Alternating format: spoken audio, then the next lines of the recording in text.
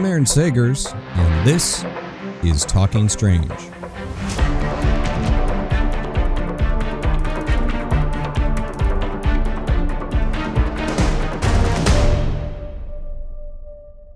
Hey spooky nerds, Aaron here, and in this episode of Talking Strange, I'm going to be interviewing my buddy, Dr. Lynne S. McNeill, who is a folklorist, and we're going to be talking about superstitions such as Friday the 13th. And appropriately enough, this episode is brought to us by G Fuel and their new Hackin' Slash flavor, which is a citrus fruit punch energy drink that is inspired by Jason Voorhees and Friday the 13th.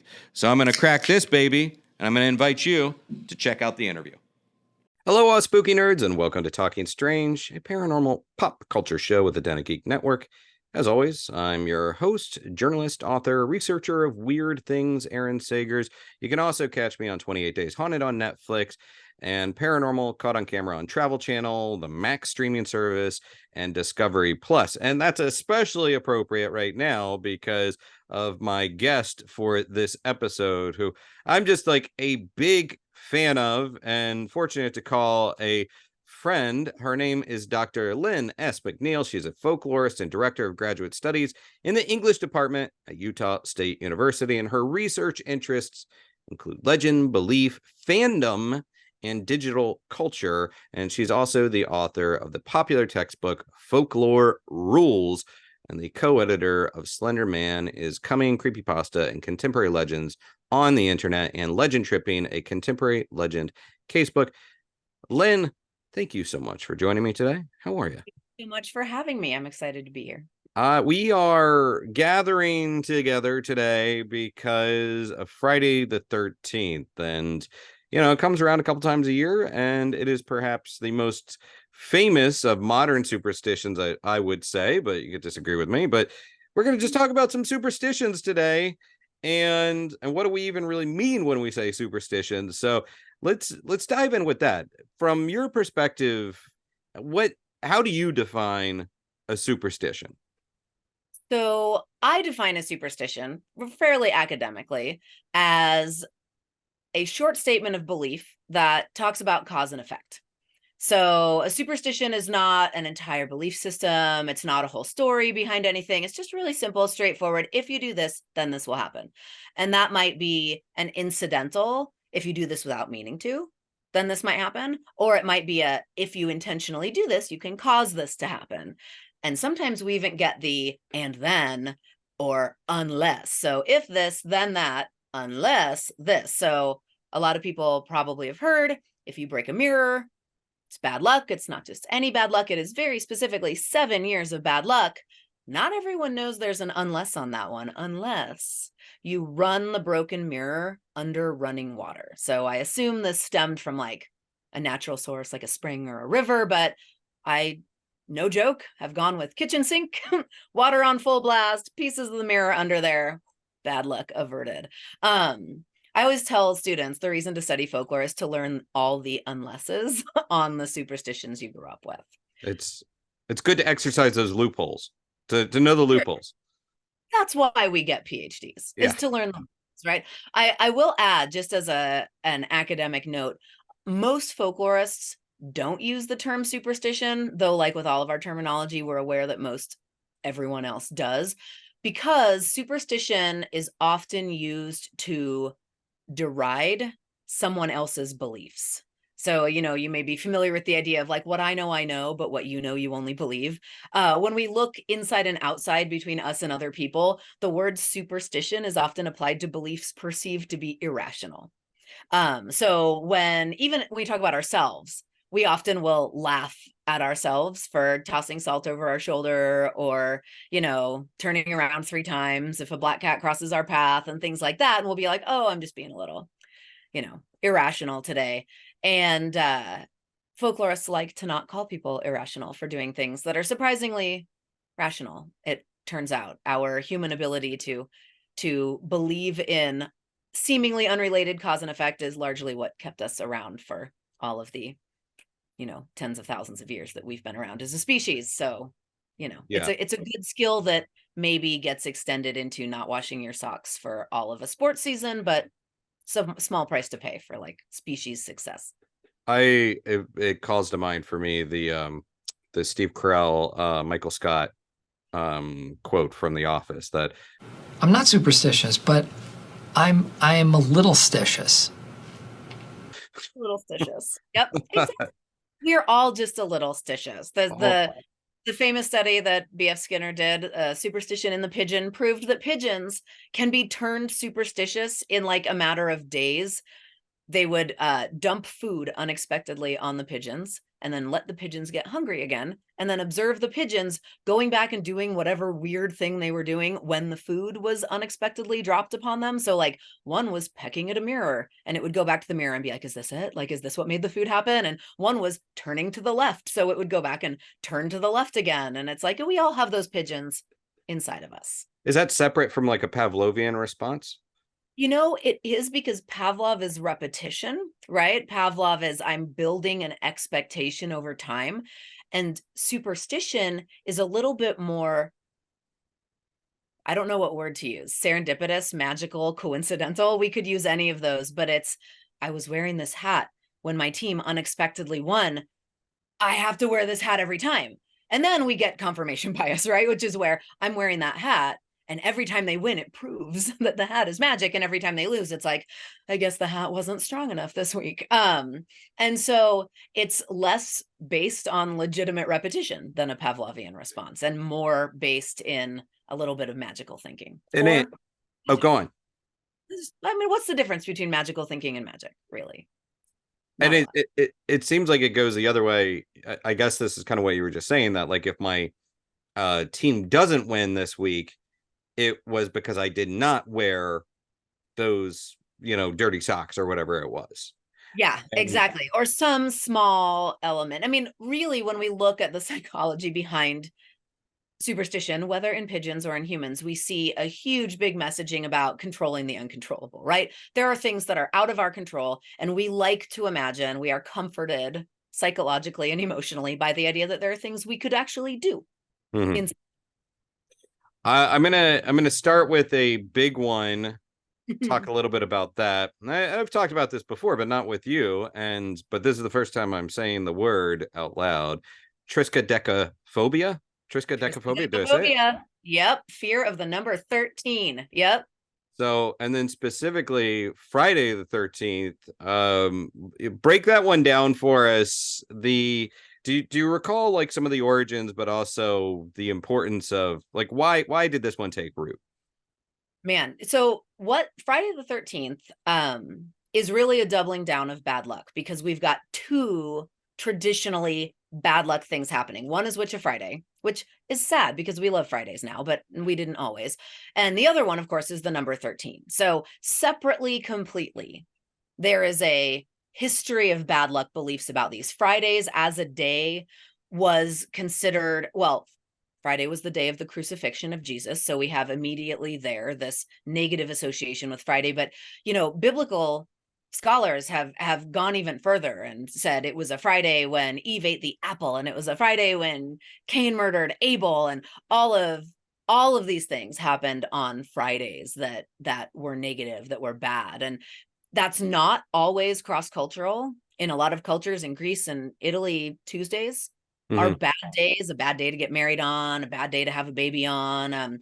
You would never choose a Tuesday, but Fridays in places where Christianity has taken root a lot were considered unlucky days. The name Friday, of course, comes from Freya, the Norse goddess. So prior to Christianity had largely positive associations, motherhood, love, bounty, things like that. So in keeping with so many things that become superstitions, we see an easy flip sometimes from positive to negative. What we know always, though, is that things are good or bad luck. That's a consistent one.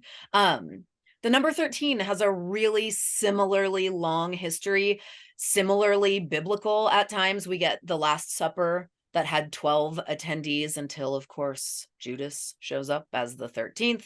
We actually have that story from Norse mythology as well, that there was a banquet of 12 until Loki showed up. So it's interesting to think of Judas as the trickster figure of the Bible. But that idea that 12 is a base number, of course, is very cross-cultural and goes beyond belief and storytelling and into things like mathematics and astrology. And, you know, we number things. We have a dozen of things, 12 inches in a foot, 12 hours or 12 minutes. 12 minutes. I'm just making stuff up now. 12 minutes.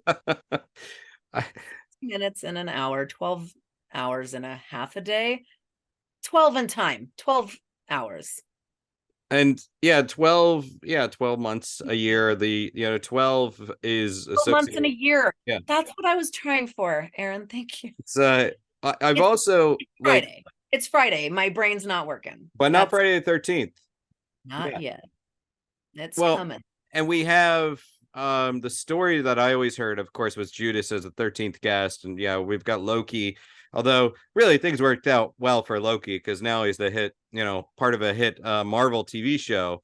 But King Philip arresting the Knights Templar on Friday the 13th, 1307. On Friday. And not just Friday the 13th, but Friday, October 13th, which is like a tripling down of the sort of like spooky creepiness, because of course, October is Halloween month, official spooky season, my favorite season. So there, we're not just doubling it, we're tripling it. And so that wasn't even just Friday the 13th. I think it was in the 1300s, the early 1300s, when the Knights 1307. Yeah, by King Philip of France, and were, tortured horrendously, put to death, executed. It was bad. So those associations predated that, but that's just like the nail in the coffin for October, Friday the 13th. When you have things in more recent eras, like the bombing of Buckingham Palace during World War II, well, recent global in the big picture, or the death of Tupac Shakur taking place on Friday the 13th, does that culturally just add fuel to the fire where like, oh, there is something to this? Yes, it's scalable, right? It's the scalable concept in that same way that a personal superstition gets reinforced when it works and sort of ignored when it doesn't. We see that culturally. We see that on a big scale. We have this giant Friday the 13th. And, most people, and this is true for a whole lot of folkloric belief, nobody's like, there are some people, but a lot of people are not like super diehard, like, oh no, I believe Friday the 13th is absolutely terrible and evil and bad luck, and I won't leave my house. Not most people are doing that. But most people are like, I'm probably going to pick the following week to schedule my wedding, or my dissertation defense or my driver's test. There's there's a real strong drive of, no, I don't really believe it, but I'd rather awareness. Like that's, we see that with so much. We see that with belief in cryptids and the supernatural. People know that the rational answer, the right answer is no, I don't believe that. But why take my chances? Why risk it? And it's that tells us the most about where people are. And as a folklorist, it's one of the reasons I love my discipline, because you can't get at that but element in like a survey, right? Folklorists, when we do work, we do ethnographic field work. We talk to people. We listen to them explain themselves to us, rather than like, fill out this survey and I'll tell you all about yourselves. And it's really in that conversational style of research that you get at what people really, the nuance and the depth of belief in things like superstitions. There's no real if and then with Friday the 13th, though, is there? No. It's not like specific. No. It's just like, if it is Friday and if it is the 13th day of the month, it is bad luck.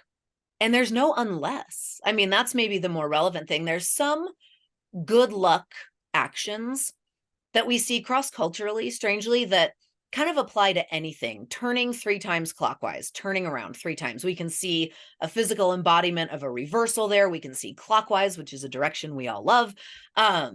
That's generally understood. If a black cat crosses your path, you can turn around 3 times. You can also spit spit is one of the best ways to get rid of bad luck. You can spit in your hand. You can spit on the ground. If someone's given you the evil eye, you can spit on your own hand. You can spit on them. You can spit on their baby. That's a big one. If someone admires a baby too much in a lot of cultures, their mom will kind of discreetly spit on them a little bit. It's kind of seen as offsetting the inherent negativity of the evil eye attention.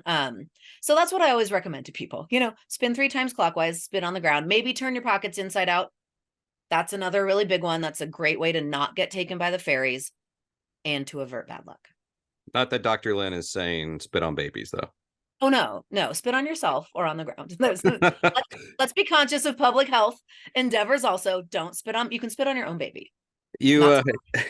Not spit on their own baby, because that is a deep belief for some people, and you are allowed to spit on your own baby. You just can't spit on other people's babies.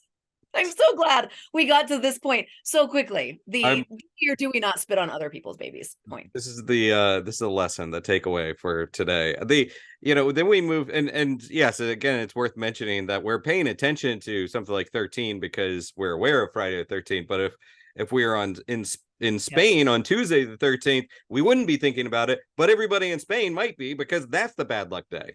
Yes, exactly. I mean, like, there's in lots of parts of England, white cats are bad luck, not black ones. I mean, it really is the only consistency among humankind is that we really want some things to be pointedly good luck and pointedly bad luck. And really, I think this speaks to the overall, vagaries of fate in the world. There is so much we can't control.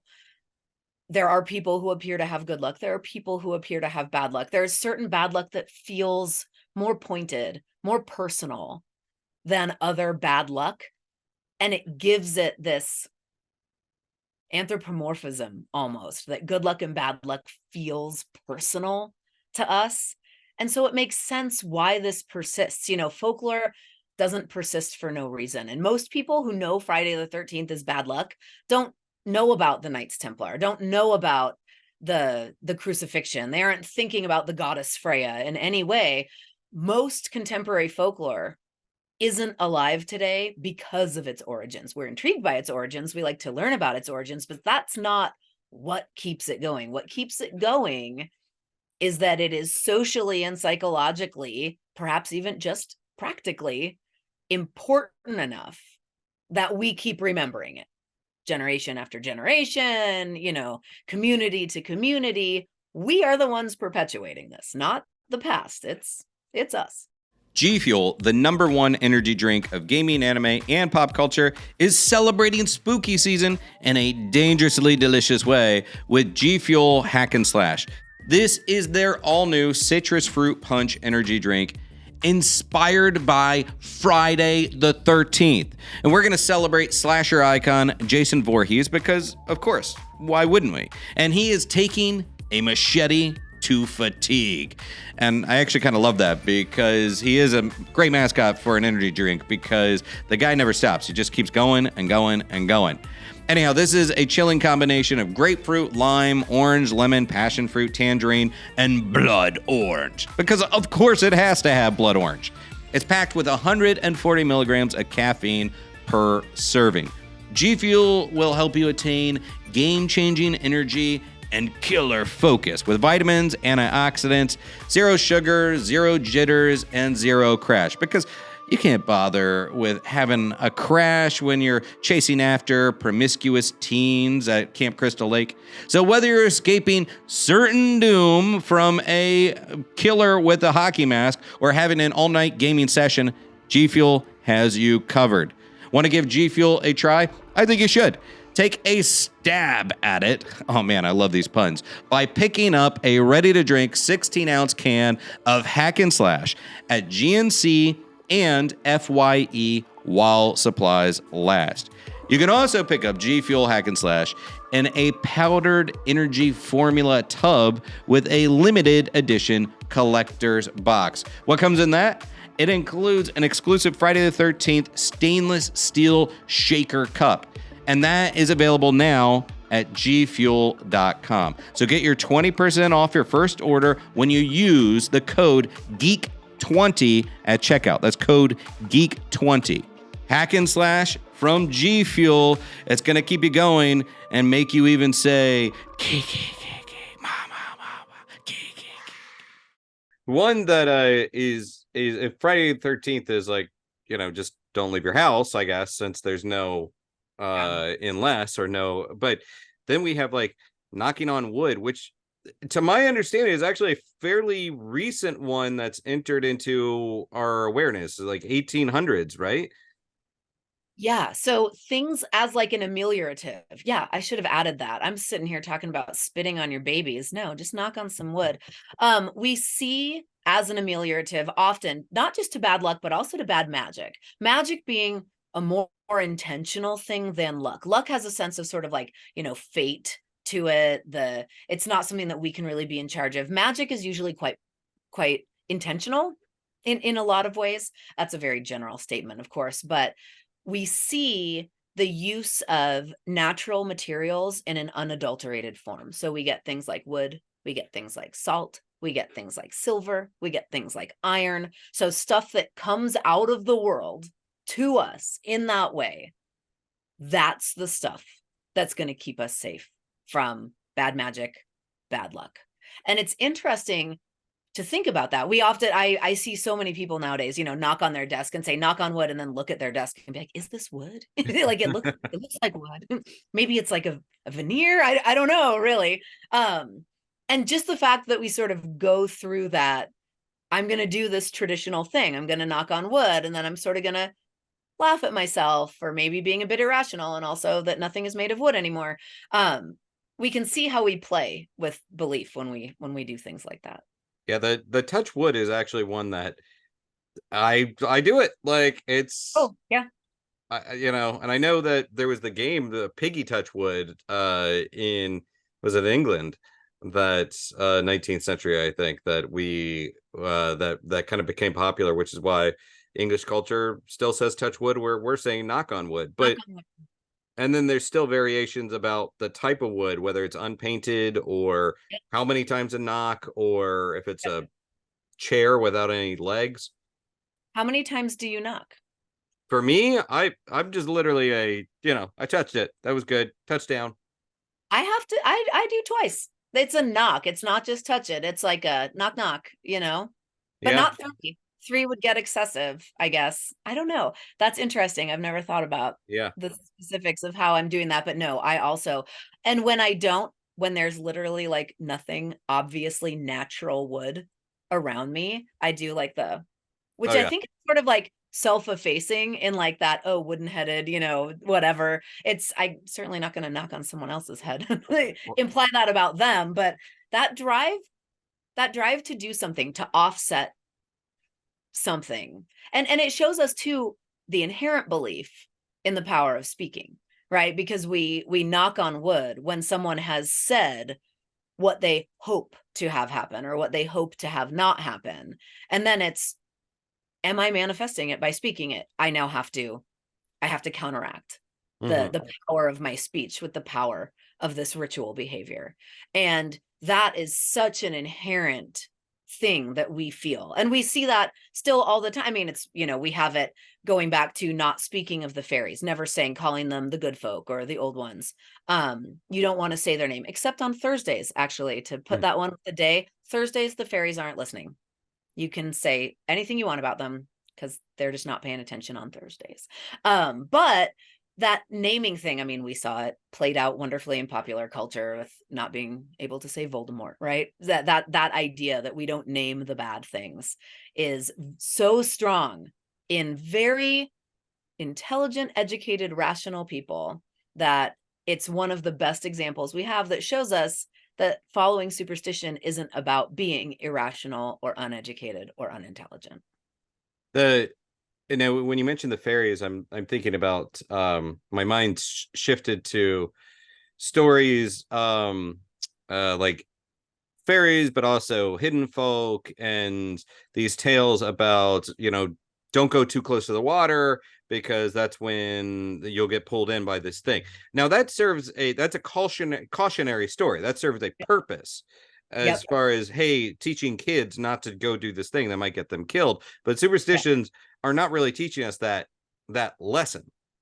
No, and that's a really good distinction to make, because as a folklorist, I would see those sort of cautionary tales as being defined, like as a genre, by being tales, by being stories, by being a narrative that leads to a particular behavior or aversion to a behavior. So stories of the boogeyman who will get you if you go outside after dark, or the water horse who is probably going to come out of a river at you in Scandinavia somewhere, and pull you down under the water. Or here, where we live in Cache Valley, Utah, the Bear Lake Monster who's going to come get you.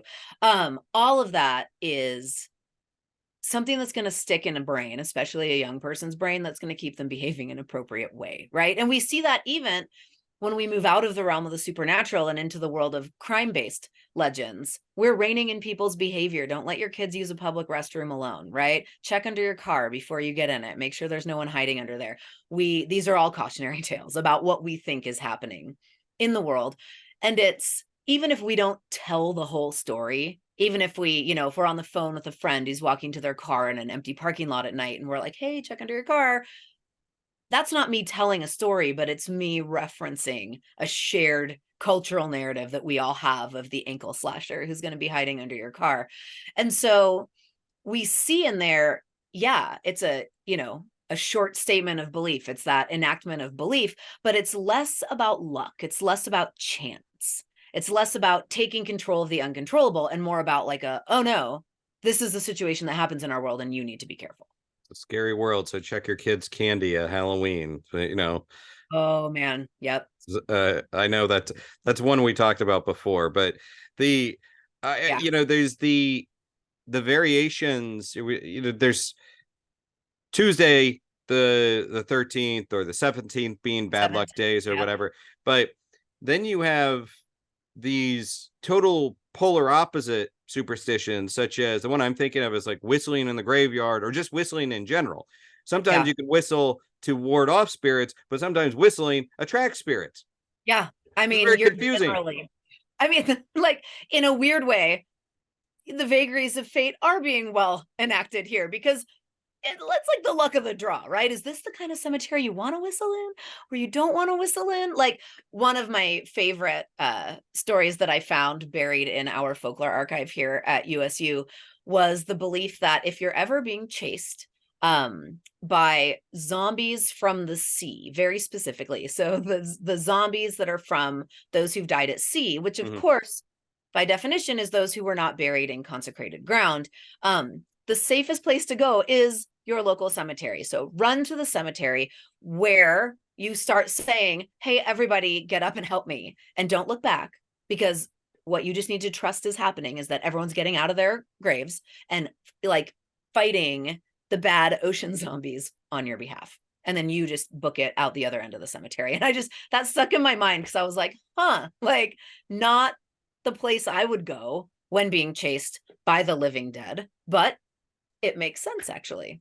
And yes, I have New York City outside saying hello to you, but that was Scandinavian. Did you say the water horse specifically as a Scandinavian creature? Okay. It's gonna come get you. The Knock or the Nixie. Horses and water have an incredibly closely related history, and Poseidon is the god of the ocean and the god of horses, which is the creator of the horse, in fact, which I have always just thought was wonderful. But the Hulder folk being Scandinavian as well, the hidden people. Yeah, I was thinking of like some of the zombies. There's one of the zombie stories, the water zombies, that I think took place on later Christmas Eve or Christmas night. So a lot of the holiday connections to it, if I recall. Like, this is an unexpectedly spooky time. Oh yeah, I love it. I love it for that purpose. So you have these kind of modern evolution of these stories. Okay, such as like, I don't know, getting pooped on by a bird is good luck. Are we counting that in this category? Oh, absolutely. That's one of those incidental ones where you're not in charge of the if, but the then is a strangely positive thing. So it's not like you're standing around under a bird like, come at me, I want this to happen. But it's sort of reframing a negative as a positive. If it rains on your wedding day, you're lucky, right? Happy the bride the rain falls on. I guess happy the corpse the sun shines on. That doesn't make any sense. But still, we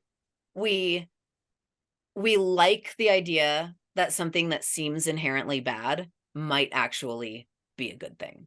And I mean, I think that seems to have like a sort of straightforward, subconscious psychology behind it that, in contrast to the fact that you have to walk around with bird poop on your shoulder all day, something good's going to happen to you as well, right? Silver lining situation. Exactly. Look for The the silver lining theory of superstitions. Exactly. yeah, That or it just exists in place to allow someone else who's like the smarmy or overly chipper person to say, well, that's good luck. it turns out, Yeah, that's actually a good yeah. thing. It's these things happen just so folklorists have stuff to talk about. I think honestly, it's like, well, actually, did you know? I'm trying to think of other like positive superstitions. If this incidental thing happens, then it's considered good or good luck. Raining And on your wedding day, isn't that one? yeah, Like, rating your wedding day, yeah. Um, yeah, I know there are others. yeah, the I know there are, and I'm trying to think of some of them, but we also have these that like I guess all of these in our modern times, North America especially, are coming from other cultures, a lot of ancient Roman, Celtic ones. But we're also, are you seeing sort of what could be adapted into superstitions coming in from indigenous cultures? And I guess kind of where I'm going is thinking of like using sage in your house to ward off spirits. That's not really superstition, but it's something Yep. that we're kind of appropriating from other cultures and saying like, oh, I'm going to use this magic. Yep. Yeah, absolutely. And that's something that folklore has always been sort of a free for all of borrowing, trading, sharing ideas. I mean, sometimes when ideas come from a different and so notably different that it's considered competitive belief system, it's immediately turned away from or rejected, but that happens more at the institutional level of belief, the religious sect identification level. On the folk level, it's just a little bit of a grab bag of like what all is there, which isn't to say that everyone feels that way about their beliefs. There are a lot of people out there kind of saying like, whoa, back off from my traditional system of belief or my religious belief, and putting it out on social media or something like that. But we absolutely see these sort of growing abilities to share information. The internet has given us this way to access all of these potential magical practices, remedies, spells. And we don't just see that in sort of the traditional good luck, bad luck belief framework. We see that when it comes to health and wellness and skincare and fashion. And suddenly the doors are open for people to be able to learn from others who they would never encounter in the course of their daily lives. So the practice of saging a room, a space, a house for the sake of banishing bad spirits, negative energies, bad forces, that's something that comes directly from Native American lore. Mm-hmm. But that has absolutely, it was being appropriated at the start of the New Age movement, where we kind of get the inception of neo-paganism as a religious practice and things like that. Now it exists on a very folk level, almost a secular level, when we start getting into the arena where we stop talking about spirits and start talking about energy. There's an interesting metaphysics of how that works that sort of allows the exact same practice, the same ritual, to operate on these two different fronts for different people. And the truth is that has always happened throughout time and human history. We see religious holidays like Christmas and Easter manifesting in very secular practices that people who do not share in the religious belief Mm-hmm. of those particular cultures absolutely engage in a way that we would describe looking at it as ritual. So to say that something is ritual or a practice or belief is not to necessarily make claims about its across the board nature, meaning is it sacred, is it secular, is it believed, is it not believed. What we can say for sure is that it's being done a lot. Yeah, the sage one is a funny one to me because I'm also like, well, if you're of European descent, maybe you should be banging pots and pans in your house to ward off evil Yeah. spirits. But that's less sexy than using sage. I know, right? I mean, at least sage burning is vaguely pleasant in a Yeah. sensory way, where the banging of pots and pans is not. But making a racket, again, bringing out wood, bringing out iron, silver, salt. I mean, the Supernatural TV show, I think, was the first to give us the idea of filling a shotgun with rock salt and aiming it at demons, which I always wonder, will I be called upon to do that someday? I don't know why I think about that a lot, but I think about it a lot. I have, as folk belief and folk religion is one of the things that I'm interested in academically, I have a huge collection in my house of holy water from different sacred springs that often were sacred before the Catholic Church came around to naming them after one of theirs. And I always am just sort of like, well, I'm covered on that front.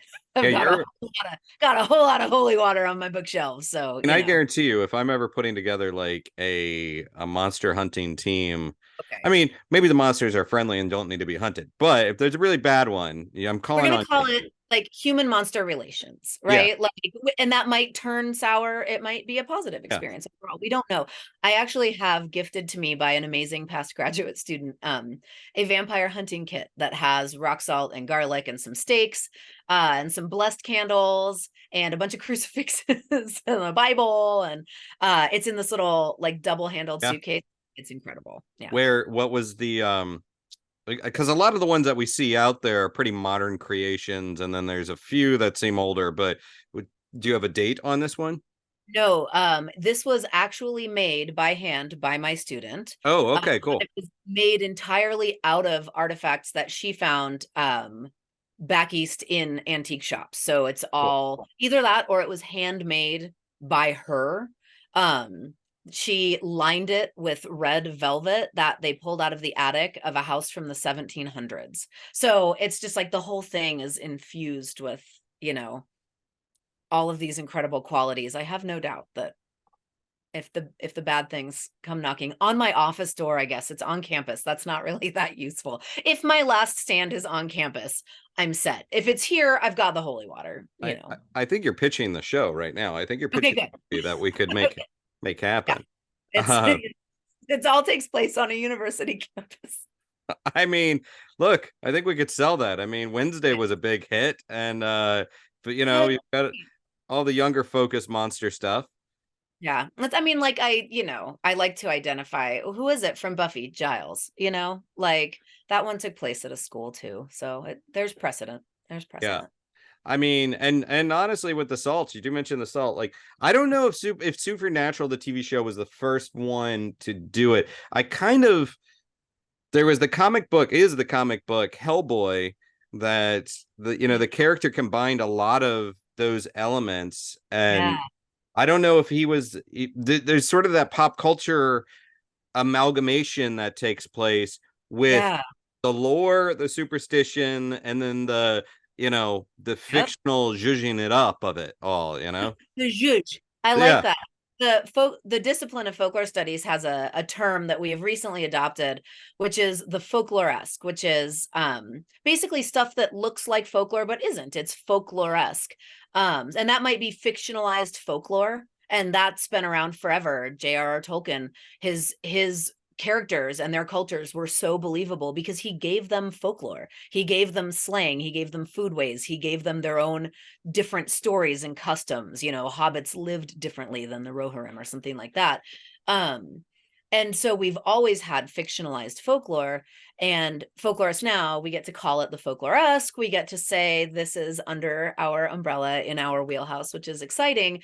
And it really is. It's when we take a traditional belief that probably has its own totally vibrant life on the vernacular level somewhere, but we're going to bring it into popular culture, which is going to ask something different of it. And it's going to need that zhuzh, it's going to become more folklore-esque than folklore. And that's not bad. That's actually awesome. But as a folklorist, the message that it is, required of me to get out is that knowing the difference is important. What we don't ever want to do is watch a movie made about someone's traditional belief system and be like, that's it, now I get it. Now Yeah. I know everything about it. Every cool thing that we encounter in popular culture that is folklore should be our first step through the door, and then we go learn more, right? That's what brought us to the table, and now we're gonna dive in and find out what else we can learn.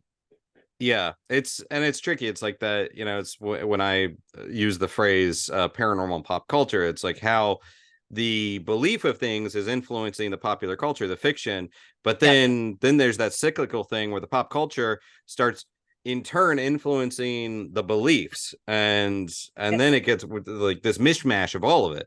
And I don't know, it seems like, and this is where you come in, it's like it seems like it starts getting very difficult splitting all of that up, especially when we have all these streams of information in the internet age.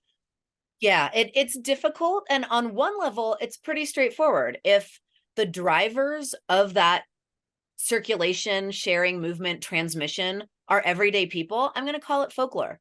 And that's just about when the interview with Lynne cut out. There were some gremlins in the machine, and found out later that the recording did not process the rest of the very insightful things that Lynne had to say. But I love having Lynne on this show. She's been on before, and I'm sure she's going to be back probably faster than we know it, because she is such an excellent folklorist, and as I said, director of graduate studies at the Utah State University in their English department. And you can also catch Lynne and me on the Paranormal Caught on Camera, where pretty honored to be alongside someone that I hold in such high regard. So, hope you learned a little bit about superstitions and also folklore versus folklore-esque, and some other kind of fun topics that we were able to talk about. So that's it for me for this episode of Talking Strange. I'm Aaron Sagers, and until next time, be kind, stay spooky, and keep it weird. And now time for a segment of Talking Strange that we call Creepy Collectibles and Curios. Creepy Collectibles and Curios. All right, I'm still working on that jingle. We'll workshop that later. Anyhow, the point of this segment is that when I get to interview so many cool people, it inspires me to buy stuff. Now look, ever since I was a baby nerd with a wallet, I would head on over to eBay to look for cool nerdy stuff to add to my various collections, be it action figures or memorabilia, or one of the early ones that I got that I still have somewhere, I love it, was an old style Spider-Man wristwatch. So look, the force of eBay is strong when you're looking for cool stuff from movies or to fill out your collection. So after I was talking to Dr. Lynne S. McNeill, we were talking about superstitions. We were talking about Friday the 13th. Maybe you know where this is going, because I was like, I wonder what's out there from the Friday the 13th movies or collectibles associated with the franchise. And sure enough, I found a beaut that I'm going to try to pick up. It is a black hockey mask, a black Jason Voorhees hockey mask, signed by none other than Kane Hodder, who portrayed Jason Voorhees in so many of the Friday the 13th movies. In fact, he's really the iconic seminal actor for Jason Voorhees. Now, of course, Jason never wore this black mask in the movies, but it just looks so freaking cool and sleek that it makes me want to pick it up. And I found this one going for what I think is actually a pretty reasonable $190 on eBay. And this is not some replica signature. This is signed by Kane Hodder. And Kane Hodder, in addition to being an amazing actor and stunt actor, he's also a paranormal investigator. So that kind of hits the sweet spot for me and for all of us at Talking Strange. So check out this Kane Hodder Friday the 13th autographed black replica mask. And you heard it here at Creepy Collectibles and Curios. Creepy Collectibles and All right, never mind.